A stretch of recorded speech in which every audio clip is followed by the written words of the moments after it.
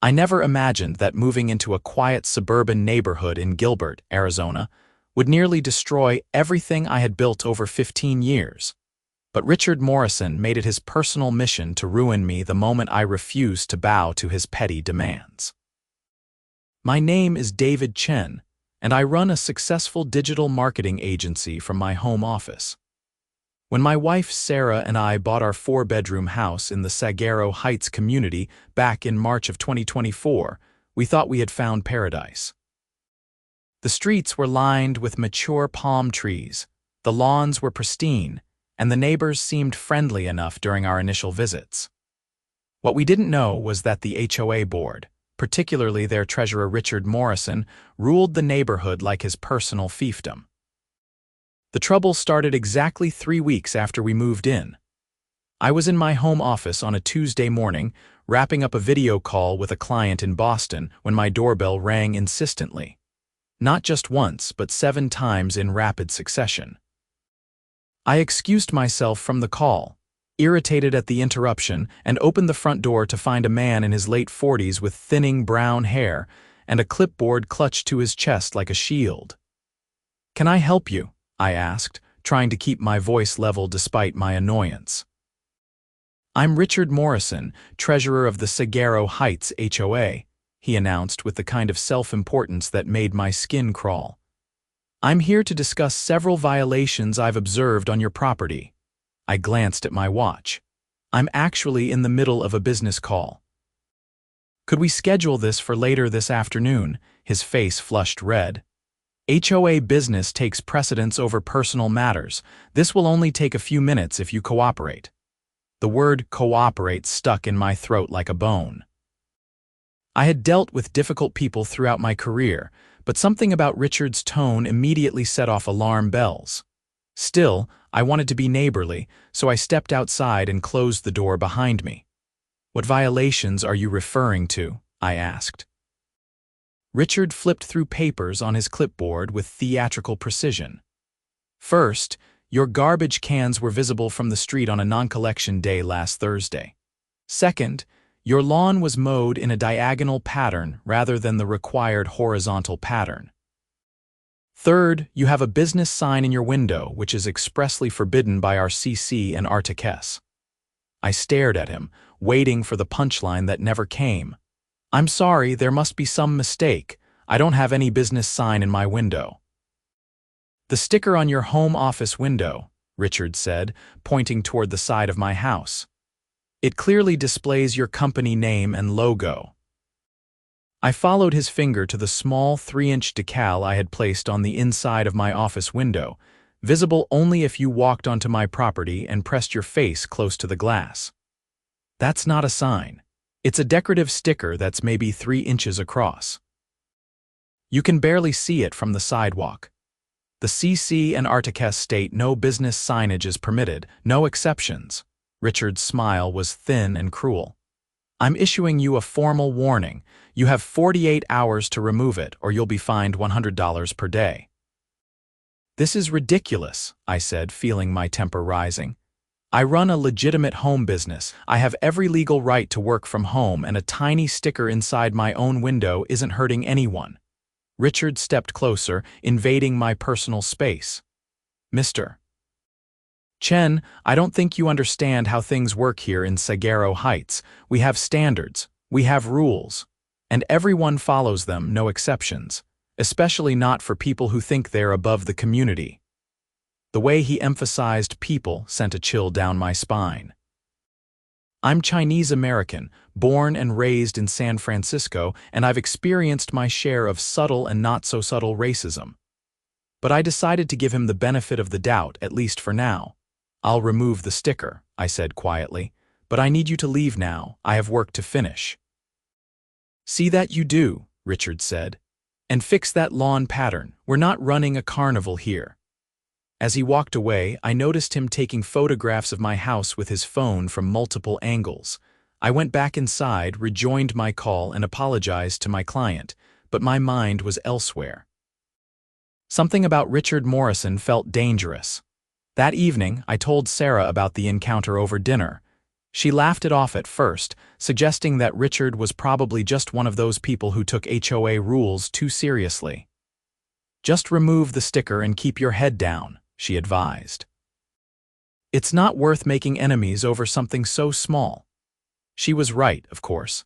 I peeled off the sticker the next morning and made sure my garbage cans were hidden behind the side gate. I even paid extra attention to mowing the lawn in perfect horizontal lines. For about 2 weeks, everything seemed fine. Then the letters started arriving. The first one came on a Saturday, hand-delivered and placed in our mailbox. It was from the HOA, signed by Richard Morrison, informing me that I was in violation of the community's home business regulations. According to the letter, multiple neighbors had complained about excessive commercial traffic to my residence and noise disturbances caused by my business operations. I read the letter 3 times, certain there had been a mistake. My business was entirely digital. I had maybe one in-person client meeting per month, and most of my work was done via video calls and email. As for noise, I worked alone in a soundproofed office. The accusation made no sense. I decided to address it directly. I looked up Richard's address in the HOA directory and drove to his house, a sprawling ranch-style home at the end of our street. He answered the door in a golf shirt and khaki shorts, his expression souring the moment he recognized me. "Mr. Morrison, I received your letter about my business, and I think there's been a misunderstanding," I began, keeping my tone professional. "I don't have clients coming to my house regularly, and my work doesn't create any noise. Could you tell me which neighbors complained so I can address their concerns directly?" Richard crossed his arms. "That information is confidential, but I've documented numerous violations myself. I've seen suspicious vehicles parked outside your home at all hours." "Suspicious vehicles? You mean my wife's car and my car?" "I've seen others," Richard insisted. "This is a residential community, Mr. Chen. If you want to run a business, rent an office space in town like everyone else." "I have every legal right to work from home," I said, my patience wearing thin. "Arizona law and our HOA's own CC and Articus allow home-based businesses as long as they don't disturb neighbors or violate zoning laws. I'm not running a retail store or a mechanic shop. I'm a digital marketer working on a computer." Richard's face twisted into something ugly. "We'll see what the HOA board has to say about that. I'm calling an emergency meeting to discuss your violations. You'll receive a formal notice." "This is harassment," I said flatly. "This is enforcement," Richard shot back. "Maybe if you spent less time whining and more time following the rules like everyone else, we wouldn't have a problem." I left before I said something I would regret. Sarah could see how upset I was when I got home, and she suggested I document everything. "If he's going to play games, we need evidence," she said, her paralegal training kicking in. She was right. I started keeping detailed records of every interaction with Richard, every letter from the HOA, and every instance of alleged violations. I also installed a security camera system around my property to document who actually came and went from my home.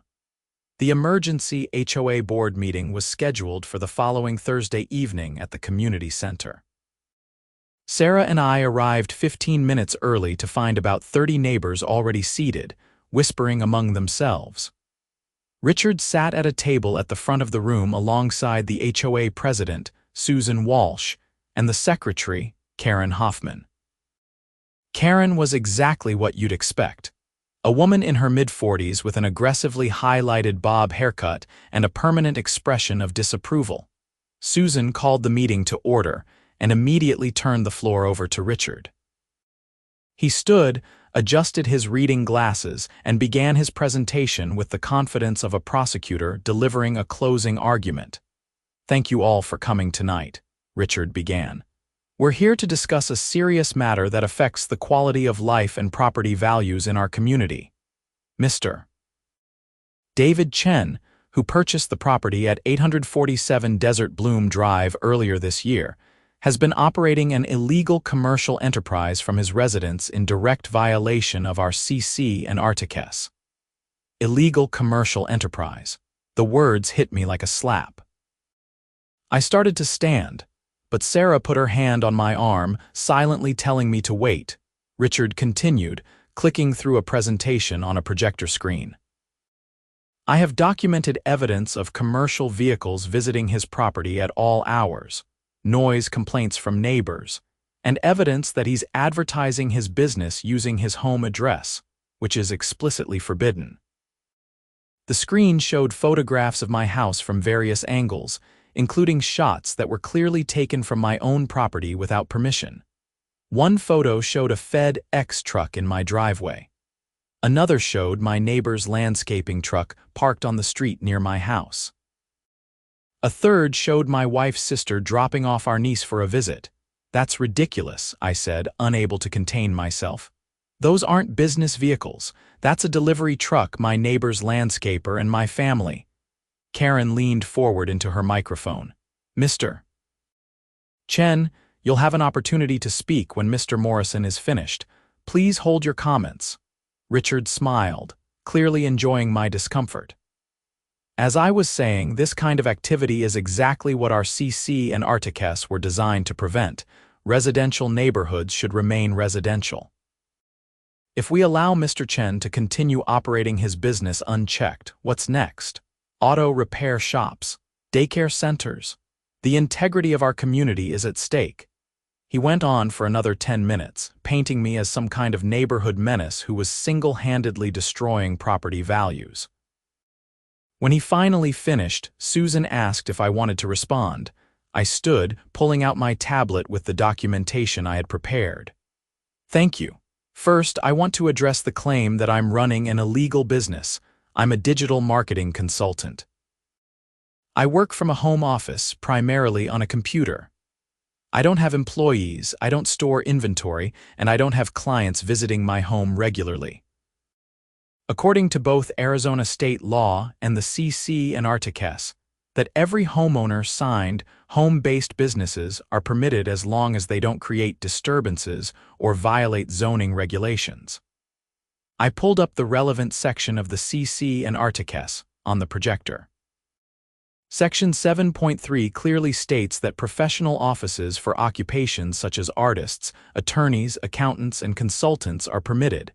Marketing consultation falls under that umbrella. You're advertising using your home address, Karen interjected. That's a violation. I'm not advertising using my home address, I corrected. My business uses a registered business address at a commercial mail receiving facility in Mesa. My home address doesn't appear on any of my marketing materials, my website, or my business cards. If Mr. Morrison has evidence to the contrary, I'd like to see it. Richard shifted uncomfortably. I've seen correspondence addressed to your business at your home. Personal mail, I said, which is different from advertising. If receiving business mail at your home is a violation, then everyone who's ever gotten a W-2 form or a 1099 is guilty. A few neighbors chuckled, which seemed to infuriate Karen. This isn't a joke, Mr. Chen. We have standards in this community. I'm not laughing, I said seriously. I'm defending my right to work from home, which is protected by law. As for the noise complaints, I'd like to know who made them and when, because I've never received a single complaint directly from any neighbor. Susan looked at Richard. Do we have documentation of specific noise complaints? Richard shuffled his papers. I've received verbal complaints from several residents who wish to remain anonymous. That's convenient, I said, because I installed security cameras 2 weeks ago and they record audio around my property. I can provide footage showing that there are no unusual noise levels coming from my home. I can also provide testimony from my immediate neighbors if needed. The meeting continued for another hour, with various neighbors weighing in. To my surprise, several spoke in my favor, saying they had never noticed any disturbance from my property. A few sided with Richard, repeating vague concerns about maintaining standards and setting precedents. In the end, Susan announced that the board would review all the evidence and issue a decision within 30 days. It wasn't the resolution I had hoped for, but at least it wasn't an immediate judgment against me. As the meeting broke up, I approached Richard directly. "Why are you doing this?" "What did I do to you?" He looked at me with cold contempt. "You think you can just move into this neighborhood and ignore the rules everyone else follows? You think you're special?" "I haven't ignored any rules," I said. "I've followed every guideline in the CC and Artiques." "You refused to meet with me when I came to your door," Richard said.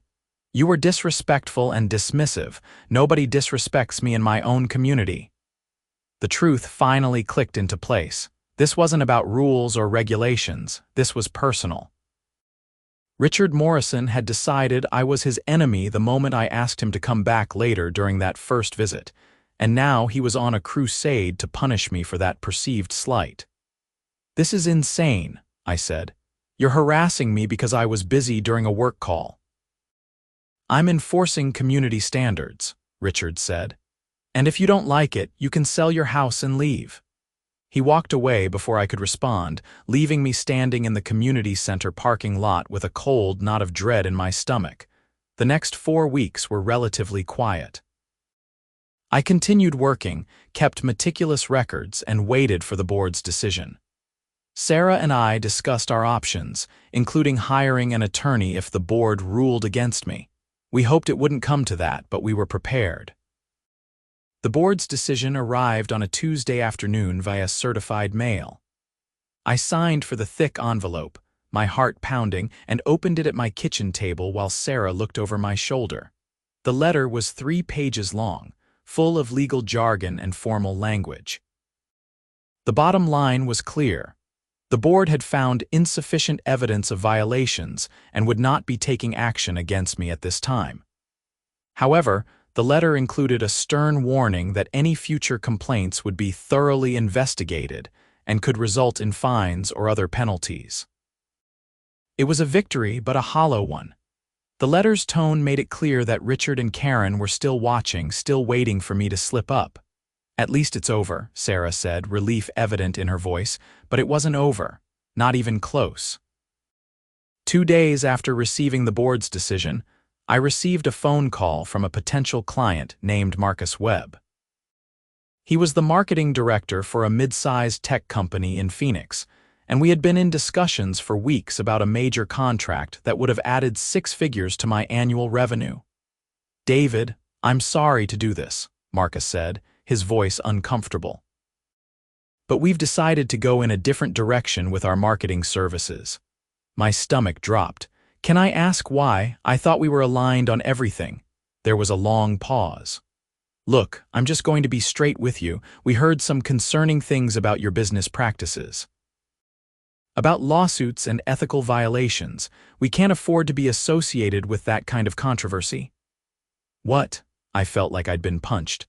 "Marcus, I have no idea what you're talking about. There are no lawsuits, no ethical violations. Where did you hear this?" "I'd rather not say," Marcus replied. "But it came from someone who claimed to know you personally. Look, maybe it's all nonsense, but we can't take the risk. I hope you understand." He hung up before I could press further. I sat at my desk, stunned, trying to process what had just happened. Someone was actively spreading lies about my business. And I had a sinking feeling I knew exactly who it was. Over the next 2 weeks, it happened 3 more times. Potential clients suddenly backed out of deals after hearing concerns about my reputation. One was kind enough to forward me an email she had received from an anonymous account, claiming that I had been sued for fraud by multiple clients and was under investigation by the Better Business Bureau. Every word was a lie. I had never been sued by anyone, and I had an A+ rating with the BBB. But the damage was done. My business, which had been thriving, was suddenly losing opportunities left and right. I knew I needed proof that Richard was behind this. I hired a private investigator named Tom Ramirez, a former Phoenix police detective who specialized in civil cases. I showed him all the documentation, the timeline of events, the HOA meeting minutes, the lost contracts, and the pattern of anonymous complaints. Tom was confident he could find the connection. "If Morrison is behind this, he's leaving a trail," Tom assured me. "People like him always do. They get arrogant, they get sloppy." While Tom worked his investigation, I consulted with an attorney named Jennifer Park, who specialized in defamation cases. She listened to my story, reviewed my documentation, and gave me a grim assessment. "You have the basis for a defamation lawsuit, but these cases are expensive and difficult to prove," Jennifer said. "You'll need to demonstrate that false statements were made, that they caused measurable damage to your business, and that Morrison made them with actual malice." "That last part is the hardest. How do we prove malice?" I asked. "We need evidence that he knew the statements were false and made them anyway with the intent to harm you," Jennifer explained. "Emails, text messages, recordings, witnesses, anything that shows deliberate intent." I authorized Jennifer to send Richard a cease and desist letter demanding that he stop making false statements about me and my business. The letter was delivered via certified mail on a Friday afternoon. Richard's response came Monday morning, but not to me or my attorney. Instead, he escalated. I was in my office when I received a call from a reporter at the Gilbert Independent, a local newspaper. "Mr. Chen, I'm doing a story about home-based businesses in HOA communities," the reporter said. "I understand you've been involved in a dispute with your HOA. Would you like to comment?" "Who told you about this?" I asked carefully. "A source within the Sagaro Heights HOA board reached out to us," the reporter said. "They expressed concerns about illegal business operations in the community. Your name came up specifically." My blood ran cold. Richard was now taking his campaign public. "Everything I'm doing is completely legal," I said. "I'd be happy to provide documentation." "I'd appreciate that," the reporter said, "but I should let you know I've already received some pretty serious allegations about your business practices. Fraud, unpaid debts, ethical violations. Do you want to address those?" "Those allegations are completely false," I said, struggling to keep my voice steady. "They're part of a targeted harassment campaign by the HOA treasurer, Richard Morrison. I'm actually working with an attorney right now to address his defamatory statements." "So you're suing the HOA?" the reporter asked, suddenly more interested. "I'm considering legal action against Richard Morrison personally for defamation," I clarified. "The HOA as an organization is separate from his personal actions." The story ran 3 days later, and while it was more balanced than I had feared, the damage was done. The headline read, "HOA dispute raises questions about home business regulations." My name, my business, and my address were all published, along with Richard's accusations presented as allegations that I had denied. The article generated exactly the kind of attention Richard wanted. I started receiving hostile emails from strangers. Someone left a nasty note on my windshield calling me a fraud.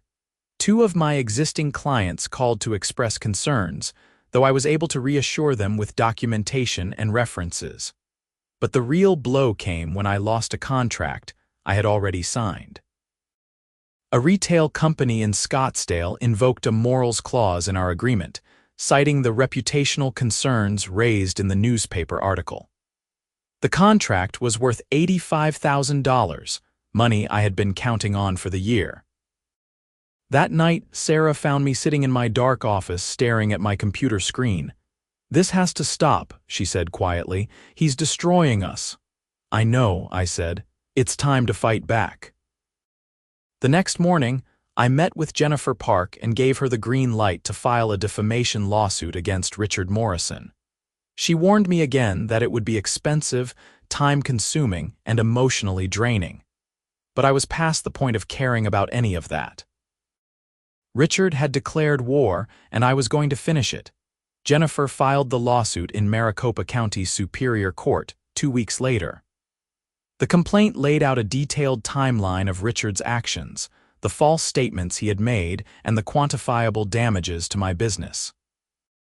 We were suing for $300,000 in actual damages, and seeking punitive damages as well.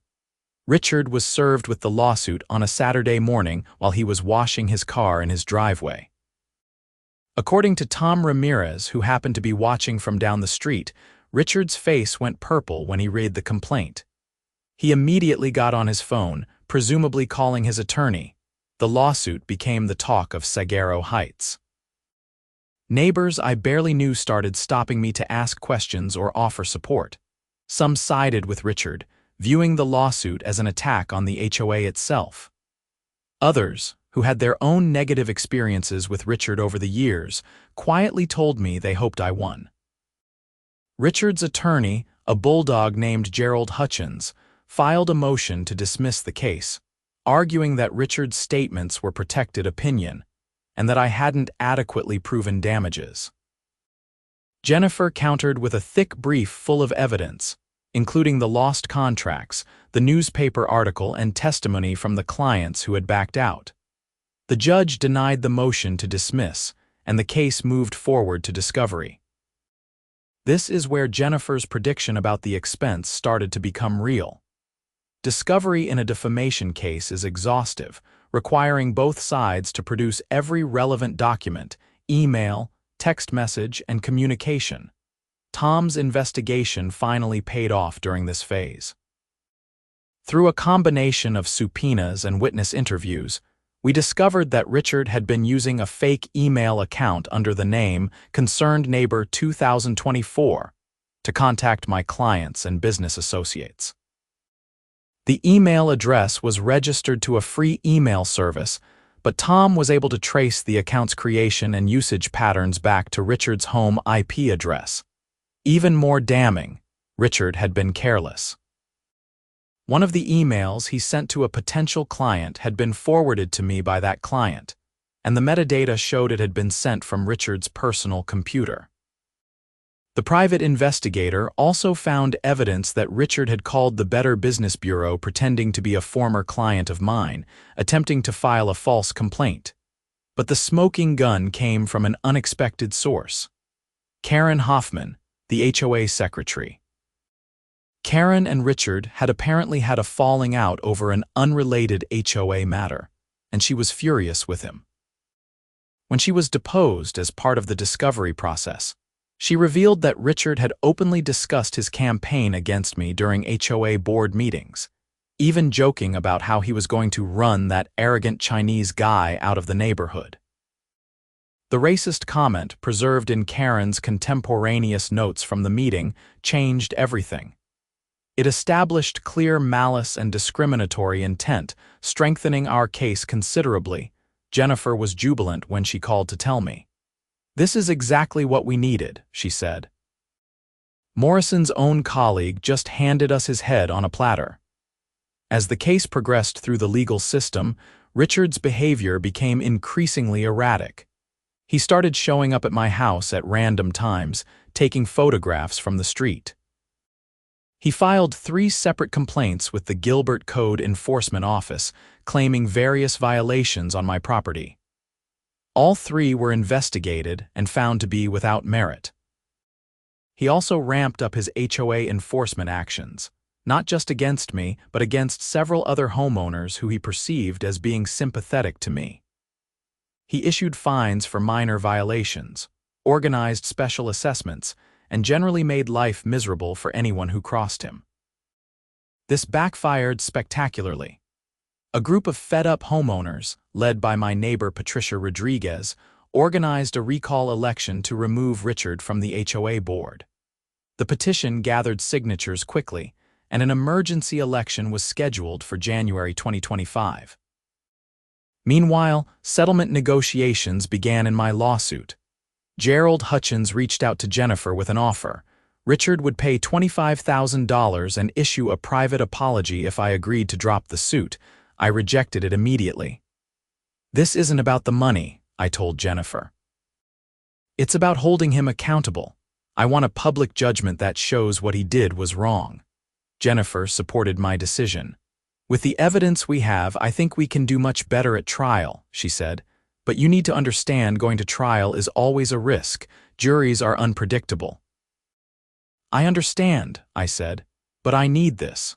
Other people need to know they don't have to tolerate this kind of abuse. The recall election happened before the trial date. Richard fought it desperately, sending letters to every homeowner defending his record and attacking his critics. But the momentum was against him. On a cold January evening, the votes were counted. Richard Morrison was removed from the HOA board by a margin of 73% to 27%. He didn't attend the meeting where the results were announced, but several neighbors told me he had been seen ranting in his driveway afterward, red-faced and furious. Patricia Rodriguez was elected as the new treasurer, and one of the first things the reconstituted board did was issue a formal letter apologizing to me for the harassment I had endured. But Richard wasn't done. 3 days after losing his board position, he filed a counterclaim against me in the defamation lawsuit, alleging that I had damaged his reputation by accusing him of racism and harassment. It was a desperate, retaliatory move, but it added another layer of complexity to the case. Jennifer was unconcerned. "This is a slap suit, pure and simple," she said, referring to strategic lawsuits against public participation. "He's trying to intimidate you into dropping your case. It won't work." The trial was scheduled for late February 2025 in a courtroom in downtown Phoenix. As the date approached, I found myself feeling a strange mixture of anxiety and anticipation. I had been preparing for this moment for months, and now it was finally here. The trial lasted 4 days. Jennifer presented a methodical, devastating case against Richard. She called witnesses who testified about the false statements he had made, including 2 former potential clients who had backed out of contracts after receiving emails from Concerned Neighbor 2024. She introduced the email metadata showing the messages had come from Richard's computer. She presented Karen Hoffman's testimony about Richard's racist comments and his stated intent to drive me out of the neighborhood. Richard took the stand in his own defense, which turned out to be a massive mistake. Under Jennifer's cross-examination, he became defensive and hostile, contradicting himself multiple times. When confronted with the evidence of the fake email account, he claimed his computer must have been hacked. When asked about the racist comment, he denied ever saying it, calling Karen a liar. The jury didn't believe him. I could see it in their faces as they watched him testify, the way their expressions hardened with each evasive answer.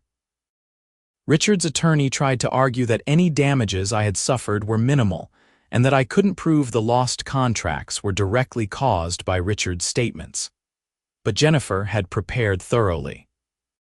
She called expert witnesses who testified about the value of the lost contracts and the damage to my business reputation. She showed the timeline of events, demonstrating the clear connection between Richard's campaign and my business losses. In his closing argument, Gerald Hutchins tried to paint Richard as a dedicated community volunteer who had made some mistakes, but didn't deserve to be financially destroyed. Jennifer's closing was brutal in its precision. She walked the jury through every lie Richard had told, every false statement he had made, and every piece of evidence showing his malicious intent. "This case is about accountability," Jennifer told the jury. Mr. Morrison decided that David Chen didn't belong in his neighborhood. He decided that the rules applied to everyone except him, that he could say whatever he wanted, truth be damned, and there would be no consequences. He was wrong. You have the power to hold him accountable, to send a message that this kind of behavior will not be tolerated. The jury deliberated for 6 hours. Sarah and I waited in a small conference room down the hall from the courtroom, barely speaking, both of us exhausted from the emotional toll of the trial. When the bailiff finally called us back, my hands were shaking. The jury foreman was a middle-aged man with glasses who had been taking notes throughout the trial. The judge asked if they had reached a verdict, and he confirmed they had. In the matter of David Chen versus Richard Morrison on the claim of defamation, how do you find? We find in favor of the plaintiff, David Chen. I felt Sarah grab my hand, squeezing hard. And what damages do you award? We award $220,000 in compensatory damages and $150,000 in punitive damages. $370,000, more than I had even asked for in my original complaint. The jury had sent a message, loud and clear. Richard's face went ashen. He stood there, frozen, as the judge thanked the jury and formally entered the judgment. Gerald Hutchins was already gathering his papers, probably calculating how quickly he could file an appeal. As we left the courtroom, Richard turned to look at me. For a moment, I thought he might say something, might finally acknowledge what he had done. Instead, he just stared at me with pure hatred in his eyes. "This isn't over," he said quietly. "Yes, it is," I replied. Outside the courthouse, Jennifer and I spoke briefly to a reporter from the Gilbert Independent who had been covering the trial. I kept my comments simple and professional, saying I was grateful for the jury's verdict and hoped it would serve as a reminder that words have consequences. The story ran the next day with the headline, "Former HOA treasurer loses defamation lawsuit, ordered to pay $370,000. It was picked up by several other local news outlets and even got mentioned on a Phoenix television station's evening news. Richard Morrison's name was now permanently associated with the words defamation and racism. In the weeks following the verdict, Richard's life unraveled. The judgment was a matter of public record, and word spread quickly through Gilbert's business community. Richard worked as a financial advisor, and several of his clients quietly moved their accounts elsewhere. His employer, a wealth management firm, placed him on administrative leave pending an internal investigation. Gerald Hutchins did file an appeal, but it was half-hearted and ultimately unsuccessful. The Arizona Court of Appeals upheld the verdict 8 months later, finding that the evidence had been overwhelming and the damages appropriate. Richard was forced to sell his house to pay the judgment. I watched from my office window as the moving truck pulled up to his home on a Saturday morning in October 2025. He and his wife loaded boxes silently, efficiently, like people who wanted nothing more than to escape. They didn't say goodbye to any neighbors. I felt no satisfaction watching them leave. What I felt was something closer to sadness. Richard had destroyed his own life over a petty grudge, over wounded pride from a perceived slight that most people would have forgotten within a day. He had lost his home, his position in the community, his reputation, and hundreds of thousands of dollars, all because he couldn't let go of his anger toward a neighbor who had simply asked him to come back later. The new HOA board, led by Patricia Rodriguez, implemented sweeping reforms. They created a formal appeals process for any homeowner accused of violations, established clear standards for what constituted valid complaints, and required all board members to undergo training on fair housing laws and harassment prevention. The atmosphere in Saguaro Heights changed almost overnight, becoming the welcoming community Sarah and I had hoped for when we first moved in. My business recovered slowly but steadily. Some of the clients I had lost never came back, but new ones appeared. The publicity from the trial actually brought in some business from people who appreciated that I had stood up for myself. Within a year, my revenue was back to where it had been before Richard's campaign, and then it surpassed it. More importantly, I heard from other people who had faced similar situations with abusive HOA board members or vindictive neighbors. Some of them reached out for advice, others just to share their stories. I realized that what had happened to me wasn't unique, that there were thousands of people dealing with petty tyrants in positions of minor authority who made their lives miserable. I started speaking about my experience at local business groups and community organizations, not to relive the trauma, but to help others understand their rights and the legal remedies available to them. Jennifer Park and I even collaborated on a guide for homeowners dealing with HOA disputes, which was published on several legal advice websites. Sarah and I celebrated our second anniversary in Saguaro Heights with a neighborhood barbecue in June 2026. More than 40 neighbors showed up, bringing food and drinks and good conversation. It felt like a new beginning, a chance to build the community connections we had been denied during the nightmare with Richard. As I stood in my backyard that evening, watching the sun set over the Arizona desert and listening to the sounds of laughter and friendship, I thought about everything we had been through. The stress, the anger, the fear, the legal battles. It had all been worth it, not because I had won or because Richard had lost, but because we had stood up for what was right. Richard Morrison had sworn revenge against me for a perceived slight, for refusing to bow to his authority. He had spread lies about my business, tried to destroy my reputation, and done everything in his power to drive me from my home, and he had lost everything in the process. I didn't take pleasure in his downfall, but I did feel a sense of justice. The legal system, for all its flaws, had worked. The truth had come out. The jury had seen through Richard's lies and held him accountable. In the end, Richard's story became a cautionary tale in Gilbert, a reminder that power, even the small power of an HOA board position, comes with responsibility. A reminder that words matter, that lies have consequences, and that vindictiveness and prejudice ultimately destroy the person who harbors them. I never heard from Richard again after he moved away. I don't know where he went or what happened to him, and I don't particularly care.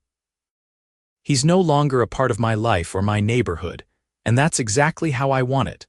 Sometimes on quiet mornings when I'm working in my home office with the window open, I think about that first encounter on my doorstep, when Richard rang my bell 7 times and demanded my immediate attention. I think about how different things might have been if he had simply waited a few hours like I asked, or if he had approached me with respect instead of contempt. But that's not who Richard Morrison was. He was a man who needed to dominate, to control, to punish anyone who didn't recognize his authority. And when I refused to be dominated, he made it his mission to destroy me. He failed. Not just because he lost the lawsuit or because he had to pay damages, but because he couldn't break me. My business survived and thrived. My reputation was restored. My home remained my home. The defamation lawsuit wasn't just about money or revenge. It was about standing up to a bully, about refusing to be silenced or driven away by someone's malicious lies. It was about using the legal system to protect my rights and hold someone accountable for the harm they had deliberately caused. And in that sense, the verdict was more than a personal victory. It was a statement that people like Richard Morrison can't act with impunity, that there are consequences for spreading lies and trying to destroy someone's livelihood out of spite. As I write this now, in March 2026, more than 2 years after that first hostile encounter, I'm grateful for many things. I'm grateful for Sarah's unwavering support throughout the ordeal. I'm grateful for Jennifer Park's legal expertise and Tom Ramirez's investigative skills. I'm grateful for neighbors like Patricia Rodriguez who stood up and said enough is enough. But most of all, I'm grateful that I fought back. It would have been easier to back down, to let Richard win, to maybe even move away like he wanted. But I stood my ground, I defended my rights, and I proved that truth and justice can prevail over lies and hatred. Richard Morrison spread lies about my business because he wanted revenge for a perceived slight. He lost his defamation lawsuit, along with his position, his home, and his reputation. The court's judgment didn't just compensate me for the damage he caused. It validated that what he did was wrong, legally and morally. That validation matters. It matters to me, it matters to my family, and I hope it matters to others who find themselves in similar situations. You don't have to accept abuse from people in positions of minor authority. You don't have to let lies go unchallenged. You have rights. You have legal remedies, and you have the power to hold bullies accountable. The house at 847 Desert Bloom Drive is still my home. The office where I run my business is still in the spare bedroom with the view of the mountains. The neighborhood of Saguaro Heights is finally the peaceful, welcoming community it should have been from the beginning. And Richard Morrison is gone. His name forever linked to a cautionary tale about what happens when someone lets petty grievances and racial prejudice guide their actions, when they spread malicious lies thinking there will be no consequences. There were consequences. The jury made sure of that. And I made sure that his story would be told, not as an act of revenge, but as a reminder that justice, while sometimes slow and expensive, is possible. I never wanted to be involved in a lawsuit. I never wanted to spend months of my life dealing with attorneys and depositions and trials. I just wanted to live in my house, run my business, and be left alone. But Richard Morrison didn't give me that choice. He declared war, and I responded by using the tools the law provides to defend myself. And when it was over, when the verdict was read and the judgment was entered, I walked out of that courthouse knowing I had done the right thing. That knowledge, that certainty, is worth more than any monetary judgment. Richard Morrison learned a very expensive lesson about the consequences of defamation and discrimination. I learned that standing up for yourself, even when it's difficult and uncertain, is always worth it. The Saguaro Heights neighborhood has moved on. New families have moved into Richard's old house, a young couple with 2 kids who seem friendly and normal. The HOA functions the way it's supposed to now, maintaining common areas and enforcing reasonable rules without harassment or discrimination. My business continues to grow. I hired my first employee last month, a talented young woman who works remotely but comes to my home office once a week for planning meetings.